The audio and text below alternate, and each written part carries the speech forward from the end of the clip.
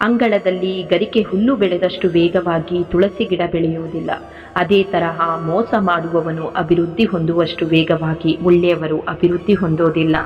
ಮನುಷ್ಯನಿಗೆ ಅಹಂ ಬರಲು ಕಾರಣೀಭೂತವಾದ ವಿಷಯಗಳೆಂದರೆ ರೂಪ, ಯೌವನ, ಅಧಿಕಾರ, ಸಂಪತ್ತು ಹಾಗೂ ಖ್ಯಾತಿ.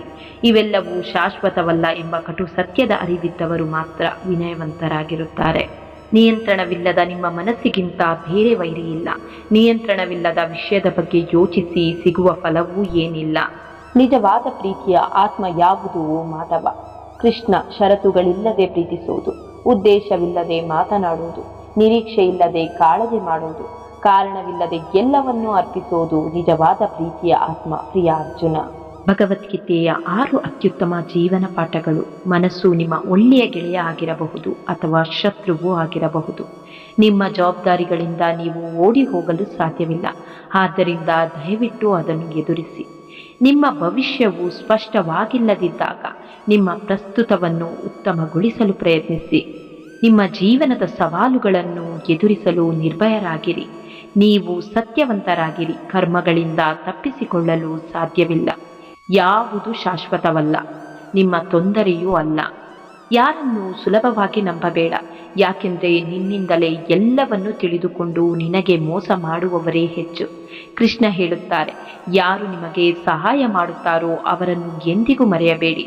ಯಾರು ನಿಮ್ಮನ್ನು ಪ್ರೀತಿಸುತ್ತಾರೋ ಅವರನ್ನು ಎಂದಿಗೂ ಕಳೆದುಕೊಳ್ಳಬೇಡಿ. ಯಾರು ನಿಮ್ಮನ್ನು ನಂಬುತ್ತಾರೋ ಅವರಿಗೆ ಮೋಸ ಮಾಡಬೇಡಿ. ಮೋಸ ಮಾಡಿದವರನ್ನು ಕ್ಷಮಿಸುವಷ್ಟು ಒಳ್ಳೆಯವರಾಗಬೇಕು ನಿಜ, ಆದರೆ ಅವರನ್ನೇ ಮತ್ತೆ ನಂಬುವಷ್ಟು ಮೂರ್ಖರಾಗಬಾರದು. ಜೀವನದಲ್ಲಿ ಎಂದಿಗೂ ನಾಶವಾಗದ ಸಂಪತ್ತು ಜ್ಞಾನ. ಜ್ಞಾನ ಎಂದರೆ ಅದು ಭಗವದ್ಗೀತೆ. ಅದು ಶಾಶ್ವತವಾಗಿ ನಮ್ಮ ಜೊತೆಯಲ್ಲಿ ಇರುತ್ತೆ. ಆದರೂ ನಾವು ಅದನ್ನು ಲೆಕ್ಕಿಸದೆಯೇ ಅದನ್ನು ವಿನಾಶದತ್ತ ಕೊಂಡೊಯ್ಯುವ ಧನ ಒಡವೆಗಳ ಹಿಂದೆ ಓಡುತ್ತಿದ್ದೇವೆ. ಇದು ನಮ್ಮ ದುರಾದೃಷ್ಟ. ಇತರರ ತಪ್ಪನ್ನು ಹುಡುಕಲು ಹೋಗಬೇಡಿ. ಪರದೂಷಣೆ, ಪರಹಿಂಸೆಗಳಲ್ಲಿ ತೊಡಗಬೇಡಿ. ಯಾರ ವಿಷಯದಲ್ಲೂ ಅಪಪ್ರಚಾರ ಮಾಡಬೇಡಿ. ಯಾರನ್ನು ಕುರಿತು ಹೊಟ್ಟೆಕಿಚ್ಚು ಪಡಬೇಡಿ. ಸದಾ ಪ್ರಸನ್ನ ಚಿತ್ತದಿಂದಿರಲು ಮಧುರವಾಗಿ ಮಾತನಾಡಲು ಪ್ರಯತ್ನಿಸಿ. ನಿಮ್ಮ ಸಂಭಾಷಣೆಯಲ್ಲಿ ದೈವ ಶ್ರದ್ಧೆ, ವಿನಯ ತುಂಬಿರಲಿ. ವೈರಿಗಳಿಂದ ಭಯವಾಗುವುದಿಲ್ಲ, ಯಾಕೆಂದರೆ ಅವರು ಎದುರಿನಿಂದ ದಾಳಿ ಮಾಡ್ತಾರೆ. ಆದರೆ ನಮ್ಮವರು ಎಂದುಕೊಂಡವರೇ ಹಿಂದಿನಿಂದ ಚೂರಿ ಹಾಕೋದು. ಕಾಲ ಯಾರಿಗೂ ಕಾಯಲ್ಲ. ಇವತ್ತು ಅವರದ್ದಾಗಿದ್ರೆ ನಾಳೆ ನಮ್ಮದಾಗಿರುತ್ತೆ. ತಾಳ್ಮೆ ಇರಬೇಕು ಅಷ್ಟೇ. ನಮ್ಮ ದುಃಖಕ್ಕೆ ಯಾರೂ ಇಲ್ಲವೆಂದು ದುಃಖಿಸಬೇಡಿ. ಪರಮಾತ್ಮನಿಗಿಂತ ದೊಡ್ಡ ಜೊತೆಗಾರ ಯಾರೂ ಇಲ್ಲ. ಸಮಯ ಎಂದಿಗೂ ಒಂದೇ ರೀತಿಯಾಗಿರೋದಿಲ್ಲ. ಇತರರಿಗೆ ಅನಗತ್ಯವಾಗಿ ಅಳುವಂತೆ ಮಾಡಿದವರು ಕೂಡ ಅಳಬೇಕಾಗುತ್ತೆ. ಮೋಸವಾದಾಗ ಮೂರ್ಖನಾದೆ ಎಂದು ವ್ಯಥೆಪಡಬೇಡ. ಸತ್ಯದ ಅರಿವಾಯಿತು ಎಂದು ಸಂತಸಪಡು. ಮೋಸ ಮಾಡಿದವರು ಮೋಸಕ್ಕೆ ಬಲಿಯಾಗುವರು. ಯಾರ ನೋವಿಗೂ ಯಾರೂ ಕಾರಣರಲ್ಲ. ಅದು ನಮ್ಮ ಕರ್ಮಫಲಗಳು ಅಷ್ಟೇ. ಇನ್ನೊಬ್ಬರು ಅದಕ್ಕೆ ನಿಮಿತ್ತ ಮಾತ್ರ. ನೋವುಗಳು ಬರುವುದು ನಮ್ಮನ್ನು ತಿದ್ದಿ ತೀಡಿ ಇನ್ನಷ್ಟು ಪರಿಶುದ್ಧ ಮಾಡೋದಿಕ್ಕೆ. ನಮ್ಮ ಪಾಲಿಗೆ ಬಂದಿದ್ದನ್ನು ಸಂತೋಷದಿಂದ ಸ್ವೀಕರಿಸೋಣ, ಪರಿಶುದ್ಧರಾಗೋಣ. ನಿಮ್ಮ ಮನಸ್ಸು ನೋವಿನಿಂದ ಕೂಡಿದಾಗ ನಿಮ್ಮ ಮುಖದಲ್ಲಿ ಸದಾ ನಗುವನ್ನು ಬಯಸುವ ವ್ಯಕ್ತಿಯೊಡನೆ ಸಮಯ ಕಳೆಯಿರಿ. ಯಾಕೆಂದರೆ ಅವರು ಎಂದಿಗೂ ಉರಿಯುವ ಬೆಂಕಿಗೆ ತುಪ್ಪ ಸುರಿಯೋದಿಲ್ಲ. ನಮ್ಮ ದುಃಖಕ್ಕೆ ಯಾರೂ ಇಲ್ಲವೆಂದು ದುಃಖಿಸಬೇಡಿ. ಪರಮಾತ್ಮನಿಗಿಂತ ದೊಡ್ಡ ಜೊತೆಗಾರ ಯಾರೂ ಇಲ್ಲ. ಭಗವಂತನಿಗೆ ಸಲ್ಲಿಸಿದ ಪೂಜೆ ಯಾವತ್ತೂ ಎಂದಿಗೂ ವ್ಯರ್ಥವಾಗೋದಿಲ್ಲ. ಒಂದಲ್ಲ ಒಂದು ರೂಪದಲ್ಲಿ ಒಂದಲ್ಲ ಒಂದು ದಿನ ಅದು ನಿಮ್ಮನ್ನು ಕಾಯುತ್ತೆ. ಇದು ಸತ್ಯ.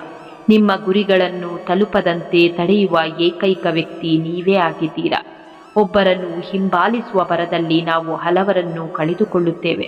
ಆದರೆ ಭಗವಂತನನ್ನು ಹಿಂಬಾಲಿಸಿದ್ರೆ ಹಲವಾರು ಆತ್ಮೀಯರನ್ನು ಪಡೆದುಕೊಳ್ಳುತ್ತೇವೆ. ಯಾವಾಗಲೂ ನಮಗೆ ಚಕ್ರವ್ಯೂಹ ರಚಿಸುವವರು ನಮ್ಮವರೇ ಆಗಿರುತ್ತಾರೆ. ಇದು ಇಂದಿಗೂ ಮತ್ತು ಎಂದೆಂದಿಗೂ ಸತ್ಯ. ಯಾವಾಗಲೂ ಏಕಾಂಗಿಯಾಗಿರು, ಧೈರ್ಯದಿಂದಿರು. ಜಗತ್ತು ಜ್ಞಾನವನ್ನು ನೀಡುತ್ತದೆ, ಬೆಂಬಲವನ್ನಲ್ಲ. ನಮ್ಮನ್ನು ನಿರ್ಲಕ್ಷಿಸುವವರನ್ನು ನಾವು ನಿರ್ಲಕ್ಷಿಸಬೇಕು. ಆಗಲೇ ನಮಗೆ ಗೌರವ ಸಿಗೋದು. ಮನಸ್ಸಿಗೆ ನೆಮ್ಮದಿ ಸಿಗಬೇಕೆಂದರೆ ಇಲ್ಲಿ ಯಾವುದು ನಮ್ಮದಲ್ಲ ಎಂದುಕೊಳ್ಳಬೇಕು. ಗೆದ್ದವನ ಬಳಿ 100 ಗೆಳೆಯರಿದ್ರೆ ಸೋತವನ ಬಳಿ ನಿಜವಾದ ಗೆಳೆಯರಿರುತ್ತಾರೆ. ಕರುಣೆ, ದಯೆ, ಕ್ಷಮೆ, ಸಹನೆ, ಶಾಂತಿ, ಸಮಾಧಾನ ಇದ್ದವರಿಗೆ ಪರಮಾತ್ಮನು ಸದಾ ಜೊತೆಯಲ್ಲೇ ಇರುತ್ತಾನೆ. ಭಗವದ್ಗೀತೆಯಲ್ಲಿ ಶ್ರೀಕೃಷ್ಣ ಹೇಳುತ್ತಾರೆ, ನಿಮ್ಮ ಜೀವನ ಸಂಗಾತಿ ಯಾರು? ಅಮ್ಮ, ಅಪ್ಪ, ಹೆಂಡತಿ, ಮಗ, ಗಂಡ, ಮಗಳು, ಸ್ನೇಹಿತರು ಇಲ್ಲವೇ ಇಲ್ಲ.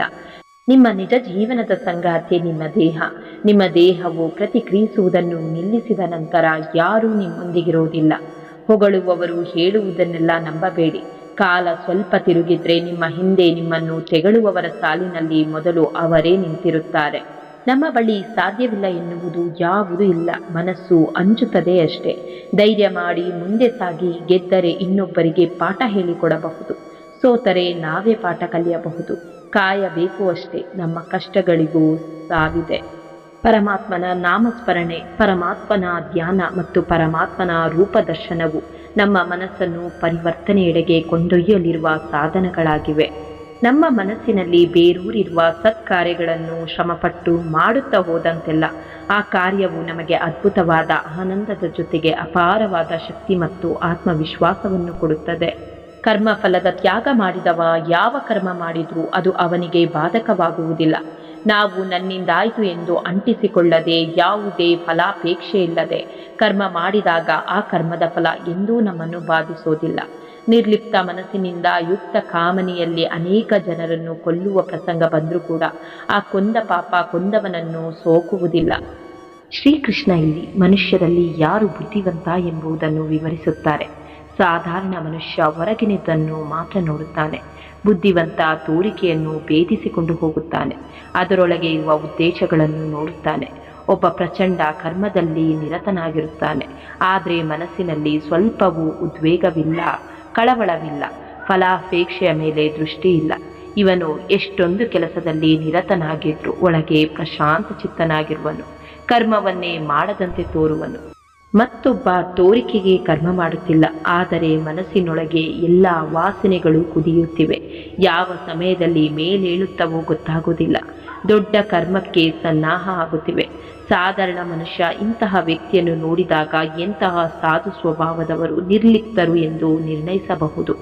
ಆದರೆ ಜ್ಞಾನಿಯಾದರೂ ಈ ತೆರೆಯನ್ನು ಭೇದಿಸಿ ಹೋಗುವನು. ಒಳಗಿನ ಗುಟ್ಟನ್ನು ಕಂಡುಹಿಡಿಯುವನು. ಶ್ರೀರಾಮಕೃಷ್ಣರು ಒಮ್ಮೆ ಕಲ್ಕತ್ತಾಗೆ ಒಂದು ಪ್ರಾರ್ಥನಾಲಯಕ್ಕೆ ಹೋದರು. ಅಲ್ಲಿ ಪ್ರಚಾರಕ್ಕೆ ಬಂದವರಿಗೆಲ್ಲ ಧ್ಯಾನಕ್ಕೆ ಕುಳಿತುಕೊಳ್ಳಿ ಎಂದರು. ಎಲ್ಲರೂ ಕಣ್ಣು ಮುಚ್ಚಿಕೊಂಡು ಧ್ಯಾನ ಮಾಡತೊಡಗಿದರು. ಶ್ರೀರಾಮಕೃಷ್ಣರು ಇದನ್ನು ನೋಡಿದರು. ಅನಂತರ ಹೇಳುತ್ತಿದ್ದರು, ಇವರು ಮಾಡುವ ಧ್ಯಾನ ಹೇಗಿತ್ತು ಎಂದರೆ, ಕಪಿಗಳು ಒಂದು ತೋಟಕ್ಕೆ ಲೂಟಿಗೆ ಹೋಗುವ ಮುನ್ನ ಸುಮ್ಮನೆ ಕುಳಿತ ಸ್ಥಿತಿ ಜ್ಞಾಪಕಕ್ಕೆ ತರುತ್ತಿತ್ತು ಎನ್ನುವರು. ಜ್ಞಾನಿ ತೋರಿಕೆಯ ಅಕರ್ಮದಲ್ಲಿ ದೊಡ್ಡ ಕರ್ಮಕ್ಕೆ ಸನ್ನಾಹ ಆಗುತ್ತಿರುವುದನ್ನು ನೋಡುತ್ತಾನೆ.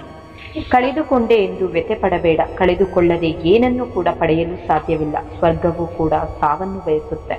ಅನ್ನದ ಮುಂದೆ ಹಾಗೂ ಅಮ್ಮನ ಮುಂದೆ ಯಾವತ್ತೂ ಅಹಂಕಾರ ತೋರಿಸಬೇಡ. ಈ ಎರಡು ನಿನಗಾಗಿ ಕಾಯುವ ಮೌಲ್ಯಯುತವಾದವುಗಳು. ಗೆಲುವು ಖಾತ್ರಿ ಆದ ಮೇಲೆ ಅರ್ಜುನ ಆಗೋಕೆ ಎಲ್ಲರೂ ಸಿದ್ಧ.